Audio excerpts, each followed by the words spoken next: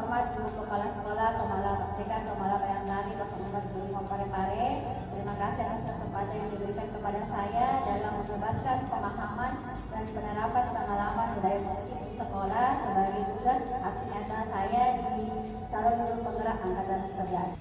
Lanjut, ada beberapa poin-poin yang akan nanti kita bahas tentang konsep inti budaya positif. Ada 8. Yang pertama itu perubahan paradigma belajar, kemudian ada disiplin belajar, nilai-nilai kebijakan, kebutuhan dasar manusia, yang kelima motivasi perilaku manusia dan bagaimana posisi kontrol kita sebagai guru, kemudian keyakinan kelas yang kita buat bersama dengan peserta didik, kemudian yang ketiga restitusi. Lanjut. Yang pertama itu bagaimana pembelajaran dengan paradigma baru.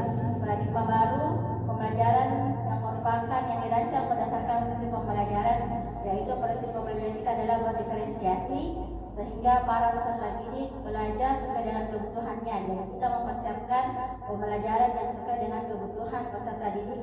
Seperti kita ketahui bahwa peserta didik itu memiliki kebutuhan yang berbeda-beda. Jadi bagaimana kita menciptakan pembelajaran yang berdiferensiasi sesuai dengan teori psikologi modern untuk membentukkan profil pelajar Pancasila.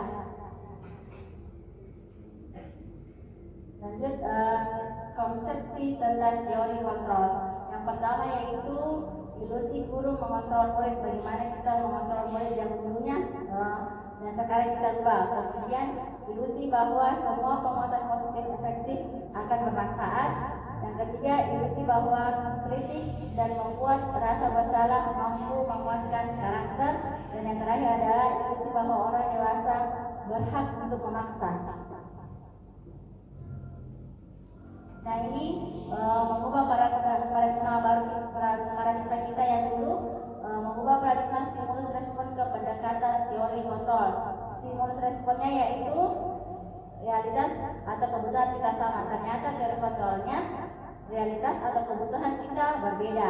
Kemudian yang kedua, semua orang melihat hal yang sama. Ternyata teori kontrolnya yaitu setiap orang memiliki gambaran yang berbeda. Jadi kita tidak bisa menyamakan semua orang. Yang ketiga yaitu stimulus responnya adalah kita mencoba mengubah orang agar berpandangan sama dengan kita. Ternyata teori kontrolnya adalah kita yang berusaha untuk memahami pandangan orang lain tentang dunia. Jangan memandang dengan sama, tetapi kita yang berusaha untuk memahami pandangan orang lain. Kemudian perilaku buruk dilihat sebagai suatu kesalahan. Ternyata semua perilaku memiliki tujuan. Jadi jangan sampai kita melihat perilaku buruknya itu peserta kita salah. Ternyata kita menggali dulu kenapa bisa dia melakukan perilaku kesalahan. Siapa tahu ada maksudnya, ada kebutuhan yang tidak tercapai sehingga dia melakukan kesalahan. Kemudian orang lain bisa mengontrol saya. Teori kontrolnya adalah hanya Anda yang bisa mengontrol diri Anda. Jadi kita yang kontrol diri kita sendiri. Kemudian saya bisa mengontrol orang lain. Teori kontrolnya Anda tidak bisa mengontrol orang lain. Lanjut tentang disiplin positif. Disiplin positif itu mengacu pada disiplin diri yang memiliki tanggung jawab terhadap apa yang dilakukan berdasarkan nilai-nilai yang diyakini. Nilai-nilai ini adalah nilai-nilai positif.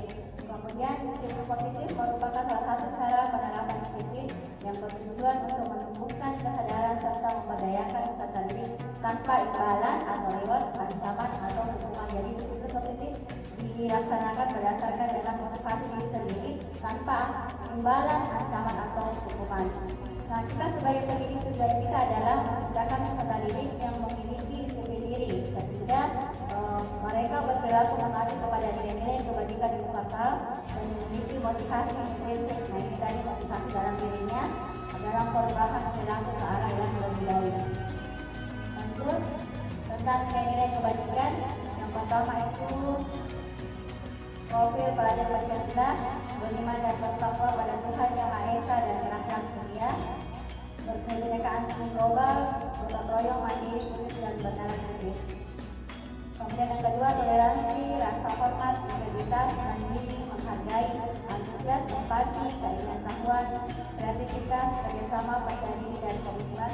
Dan yang ketiga adalah keterampilan hidup atau lifestyle, dapat dipercaya, lurus hati, dengan yang aktif, tidak merendahkan orang lain dan memberikan yang terbaik dari diri.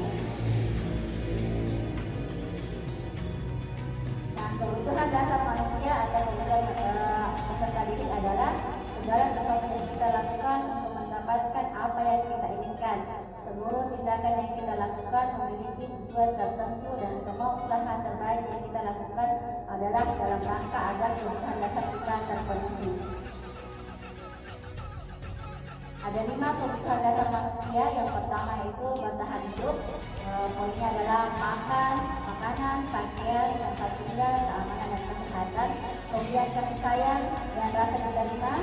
Yang ketiga adalah penguasaan. Yang keempat adalah kebebasan dan kelima adalah kesenangan. Ada poin-poinnya sendiri. Lanjut. Motivasi perilaku manusia ada 5. Yang pertama yaitu menghindari ketidaknyamanan atau hukuman. Jadi apa yang dilakukan dengan motivasinya itu ada yang pertama menghindari ketidaknyamanan atau hukuman. Yang kedua mendapatkan imbalan atau penghargaan. Dan yang ketiga menjadi orang yang diinginkan dan menghargai diri sendiri. Lanjut. 5 posisi kontrol guru. Yang pertama, penghukum. Guru berperan sebagai penghukum dengan memberikan konsekuensi langsung atas pelanggaran. Kemudian tujuannya adalah menegakkan aturan dan memastikan murid memahami konsekuensi dari tindakan mereka. Yang kedua, membuat rasa bersalah. Guru membantu murid merenung dan merasa bertanggung jawab atas kesalahan mereka. Ini membangun kesadaran dan tanggung jawab. Kemudian posisi kontrol yang ketiga adalah sebagai teman. Guru berperan sebagai teman yang mendengarkan dan memahami. Tujuannya adalah untuk membangun hubungan yang positif dan mendukung. Dan contoh yang penghukum adalah contohnya umpamanya anak kita membuat kesalahan itu langsung dihukum. Kemudian yang kedua sebagai apa tadi yang kedua? Sebagai membuat rasa bersalah.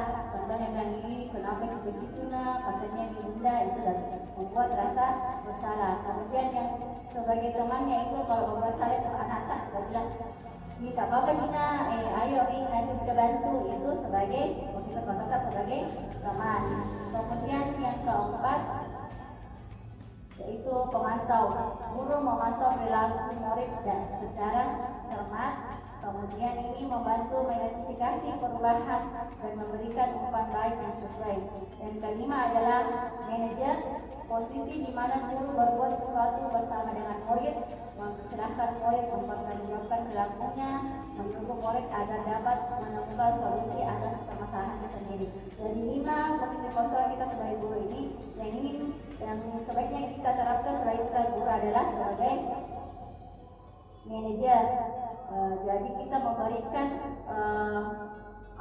penyelesaian kepada anak kita agar sama-sama menyelesaikannya, agar anak kita memiliki rasa tanggung jawabnya dalam menemukan solusi atau permasalahannya sendiri. Lanjut. Nah, ini contoh penerapan 5 posisi kontrol guru. Contoh kasusnya itu siswa tidak memakai atribut lengkap saat upacara. Nah, sebagai posisi kontrol kita sebagai guru yang penghukum, yaitu kita hukum anak tak hormat pada bendera selama 1 jam. Kemudian sebagai pembuat rasa bersalah, mengucapkan berapa kali ibu harus melepaskan kamu selalu saja mengecewakan ibu. Kemudian sebagai teman, contohnya yaitu ucapannya itu ayolah, ada kata ayolah, bantu ibu agar tidak ditegur oleh kepala sekolah gara-gara kamu tidak berpakaian rapi. Selanjutnya posisi kontrol sebagai pemantau. Nah, sanksi atau konsekuensinya apa yang diberikan karena kamu tidak berpakaian rapi. Kemudian sebagai manajer, apakah kamu tahu kesalahanmu? Kira-kira bagaimana kamu memperbaiki kesalahanmu? Jadi kita sebagai guru yang diharapkan adalah posisi kita adalah sebagai manajer yang memberikan sama-sama solusi kepada peserta didik kita, kemudian menciptakan tanggung jawab dari peserta didik kita. Selanjutnya, nah ini posisi kotor apakah aku? Yang pertama, saya kecewa sekali dengan kamu. Kira-kira posisi kontrolnya apa itu? saya jujur sekali dengan kamu. Apakah pemantau ataukah rasa bersalah? Ya, rasa bersalah ya. Kemudian selanjutnya lagi, kamu tidak pernah benar melakukannya. Kira-kira pemantau rasa bersalah atau teman manajer rasa bersalah ya. Selanjutnya posisi kontrol, apakah aku ayolah lakukan demi bapak atau ibu ya. Kira-kira ini posisi kontrolnya guru sebagai apa? Teman ya? Ya, teman. Lanjut.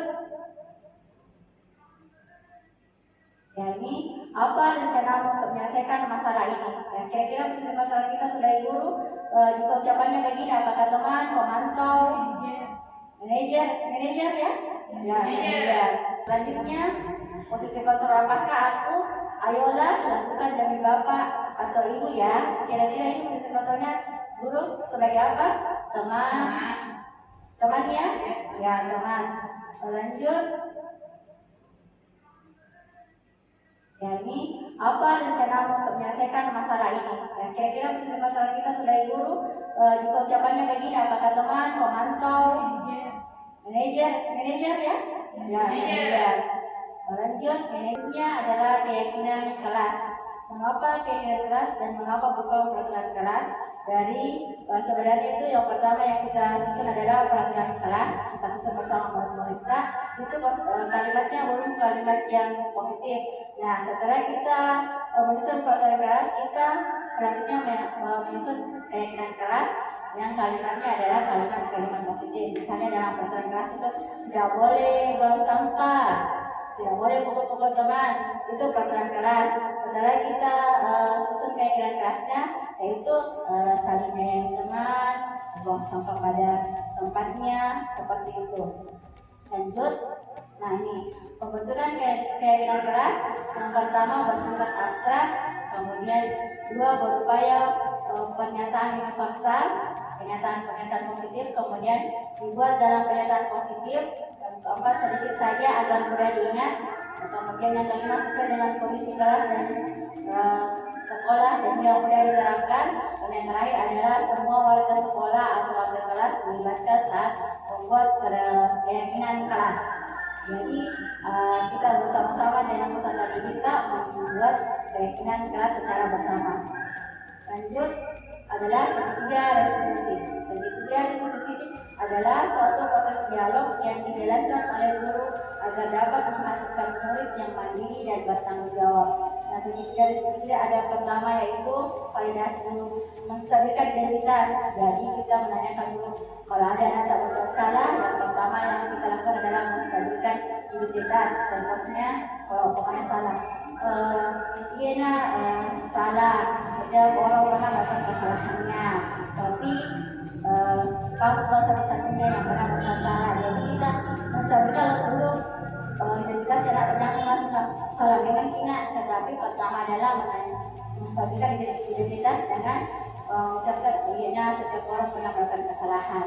Kemudian yang kedua yaitu validasi. Nah, ini langsung validasi tindakan yang salah. Menanyakan alasannya kepada peserta didik kenapa kita melaksanakan tuntunan. Kemudian yang terakhir adalah menanyakan keyakinan. Nah, kira-kira peserta didik kita setelah kita susun keyakinan kelas, kira-kira keyakinan kelas apa yang kita langgar, seperti itu. Kemudian setelah menanyakan validasi tindakan, kemudian setelah melaksanakan keyakinan kelas, yang terakhir adalah kita membimbing anak kita bagaimana cara menyelesaikan masalahnya dengan cara menanyakan kira-kira kalau saya berbuat salah untuk memperbaikinya bagaimana nak. Nah, kamu ingin menjadi orang yang seperti apa? Seperti itu. Jadi kita sama-sama dengan peserta didik kita menyelesaikan masalah dengan sama-sama. Nah, ini cara-caranya tadi menstabilkan identitas berdasarkan prinsip membuat kesalahan adalah bagian dari proses pembelajaran.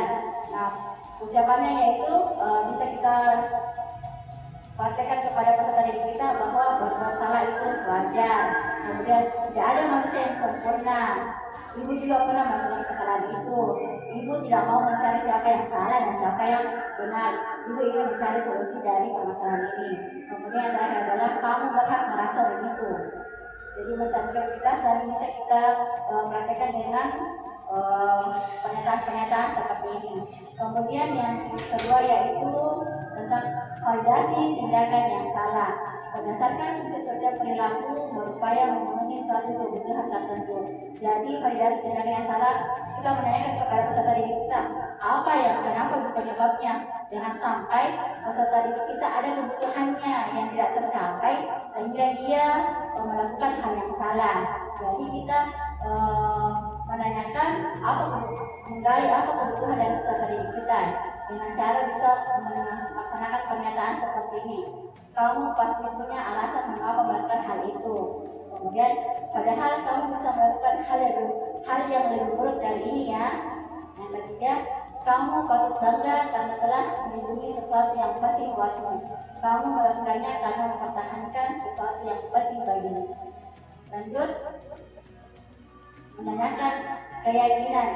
Berdasarkan prinsip teori kontrol bahwa pada dasarnya kita termotivasi secara intrinsik. Jadi keyakinan keras yang kita susun tadi itu bersama-sama kita tanyakan kira-kira peserta kita melanggar keyakinan yang mana yang telah kita susun bersama. Apa keyakinan keras kita, kemudian nilai-nilai apa yang telah disepakati bersama, seperti apa gambaran sebuah kelas yang ideal menurut kamu, kemudian kamu ingin menjadi orang yang seperti apa. Lanjut. Kesimpulannya adalah dalam penerapan program disiplin positif, hendaknya guru memiliki standar atau kepribadian profesional dan sosial yang baik, di mana guru mampu merefleksikan dirinya dalam posisi kontrol saat ini, bagaimana perjalanan dirinya sebagai among atau manajer yang menuntun murid-muridnya menjadi insan yang mandiri, merdeka dan bertanggung jawab sesuai dengan standar pendidikan nasional.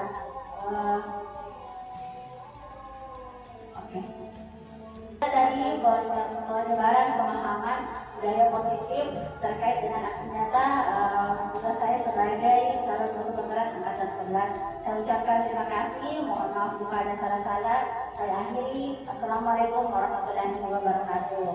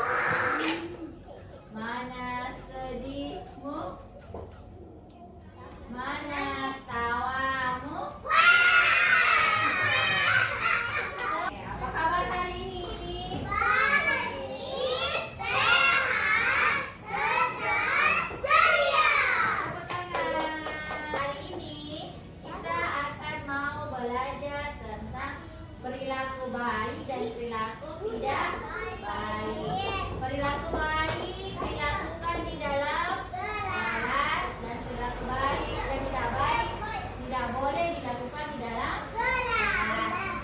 Nah, kita akan nanti bedakan, anak yang bunda nanti membedakan ya. Mana perilaku baik disimpan di sini, ditempel. Cari di sini mana perilaku baiknya. Kemudian mana perilaku tidak baiknya ditempel di sini. Bisa? Bisa. Bunda nanti panggil satu-satu lah, maju ke depan tempel. Bisa Ki? Bisa. Oke, duduk santun. Jadi sebentar, anaknya bunda ke depan maju ya. Membedakan mana perilaku baik dan mana perilaku perilaku buruk tidak boleh dilakukan di dalam kelas. Siapa yang mau maju duluan?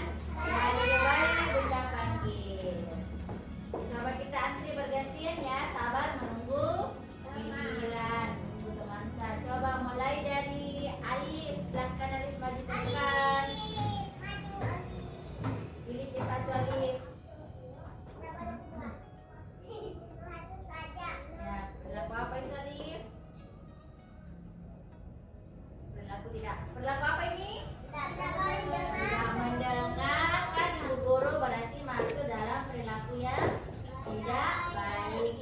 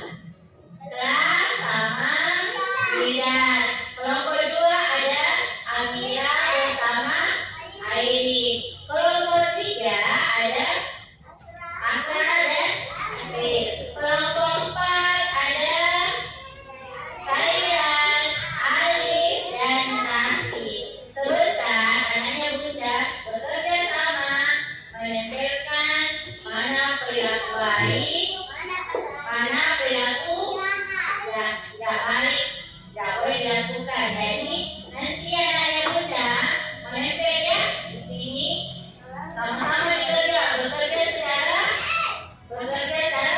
sama-sama berkelompok, ditempel yang perilaku baik, ditempel di mana? Halo, perilaku baik ditempel di mana? Dan di warna apa?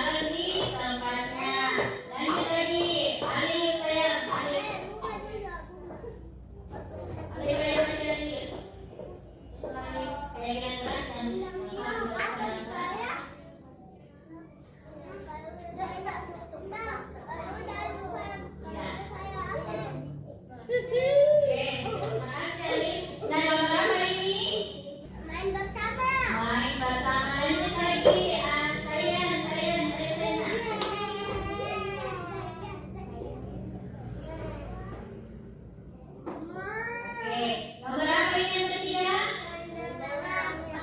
Ya, pendengar yang baik. Jadi kalau Bunda bicara, anaknya Bunda menjadi pendengarnya baik. Dan kita biasa.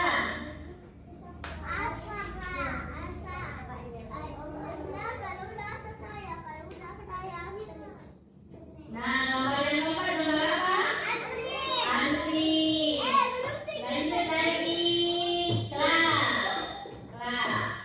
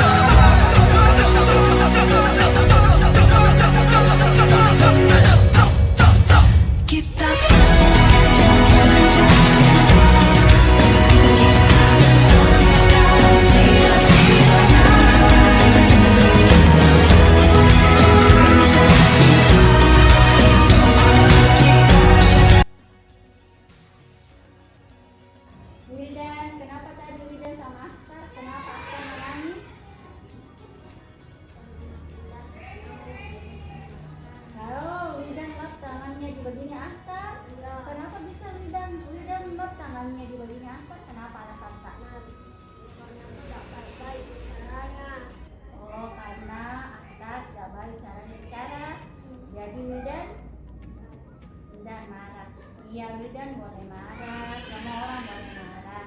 Tapi Wildan juga perlu perhatikan temannya. Kira-kira Wildan kalau lap tangannya di bajunya Atar itu kira-kira Wildan bagaimana perbuatannya?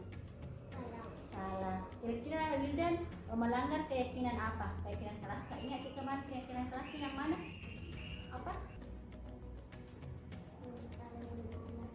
Ya, saling menyayangi teman. Wildan lap tangannya di bajunya Atar itu bagaimana? Salah. Kira-kira melanggar keyakinan kelas yaitu saling menyayangi. Kalau Atar sudah tahu itu perbuatannya, kalau Wildan sudah tahu itu perbuatannya, Wildan salah, kira-kira Wildan mau apa? Minta maaf sama? Iya, Wildan mau minta maaf sama Atar. Karena Wildan sudah mau minta maaf sama Atar, maka ibu guru mempersilahkan Wildan untuk pergi sama Atar minta maaf ya. Ya, cek dulu. Oke. Minta maaf. Saya enggak.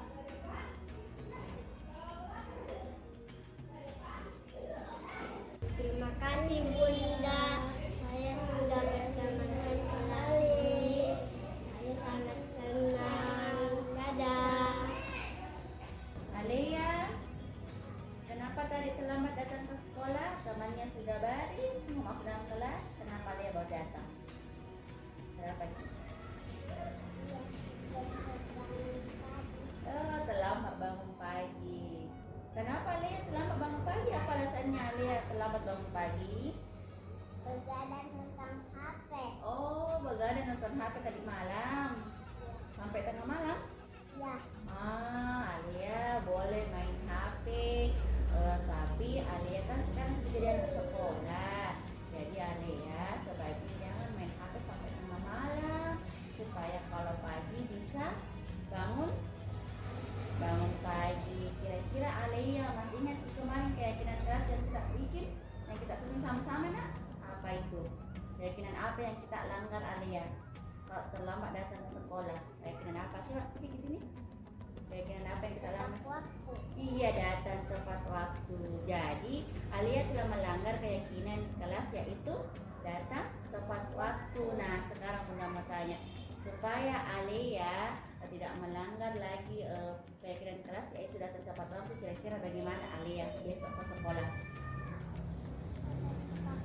Datang tepat waktu. Jadi kalau mau datang tepat waktu, Alia kalau pagi bangunnya lebih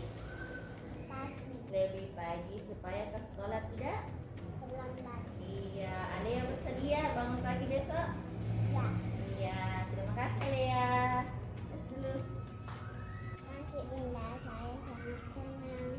Besok saya mau datang ke Pacitan. Supaya